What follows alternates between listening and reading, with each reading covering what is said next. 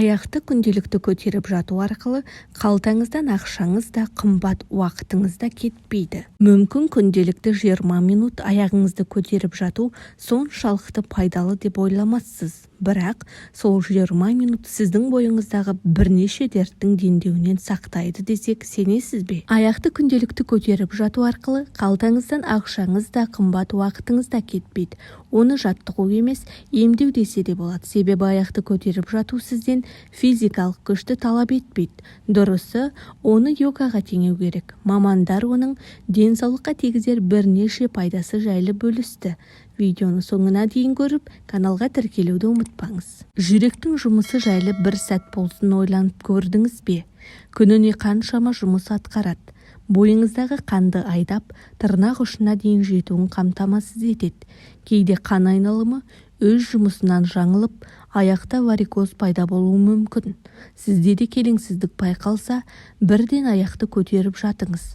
Жаттығумен денеңіз сұлуланып, не болмаса аяғыңыз әдемі болып кетпейді. Алайда аяқтағы тамырлардың кеңеюінің алдын алады. Жаттығу қалай жасалады? Шалқаңыздан жатып, аяғыңызды жоғары көтеріп қабырғаға тіреңіз. Сонда денеңіз жерде, ал аяқтарыңыз тігесінен тұруы керек. Денені осы қалыпта 20 минут ұстап тұрыңыз. Қолдарыңызды барынша еркін ұстаңыз.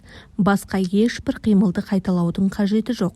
Бойыңыздағы тепе-теңдікті сақтап, өзіңізді тыныш әрі жайлы сезініңіз. Бұл қалыптан шығу үшін алдымен тізеңізді көкірегіңізге қарай тартып, бүйірге қарай аунаңыз.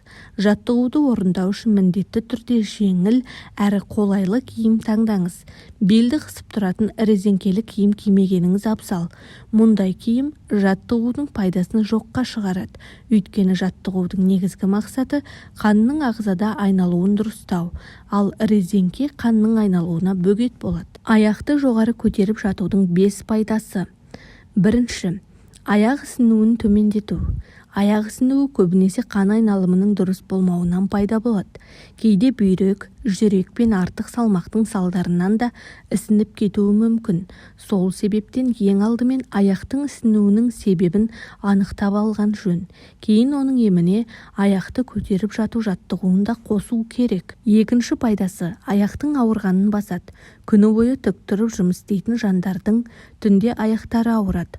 Олар да осы әдісті қолданып көрсе, тартылыс күші аяғындағы ауруды қалай басқанын байқамай қалады. 20 минуттық жаттығу аяқты жеңіл қалыпқа түсіреді. Үшінші пайдасы, ас қорытуды дұрыстайды. Егер аяқ бастан жоғары тұрса, бұл сұйықтықтың ағзада жиналып қалуымен ғана күреспей, асқазанның жұмысына да әсер етеді. Ішектердің қозғалысын реттеп, астың қорытылуын жақсартады. Іш қату сынды мәселеде оң шешімін табады. Ішкі ағзаңызды тазалағандықтан жүзіңіз де құлпыра түседі. Төртінші, жүйке жүйесін тыныштандырады. Жаттығу тыныс алуды да қалыпқа түсіреді. Дененің осылай тұрысы барынша көп ауа жұтуға көмектеседі. Мұның нәтижесі біз бір қалыпты тыныс ала бастаймыз. Бұл жүйке жүйесіне де тыныштық сыйлап, іш, мойын, бұлшық етіне түсетін күшті басады.